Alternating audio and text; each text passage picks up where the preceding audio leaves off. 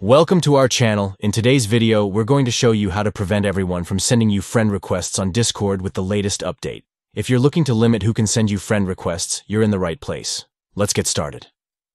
First, open the Discord app on your Android device. Once you're in the app, tap on your profile picture located in the bottom right corner of the screen.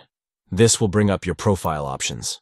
Next, tap the gear icon in the top right corner to access your settings. Once you're in the settings menu, look for the option labeled Friend Requests and tap on it.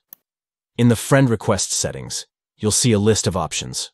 To prevent everyone from sending you friend requests, simply unmark the Everyone option. This will restrict friend requests to only those who meet your specific criteria. And that's it. You've successfully updated your settings to prevent everyone from sending you friend requests on Discord.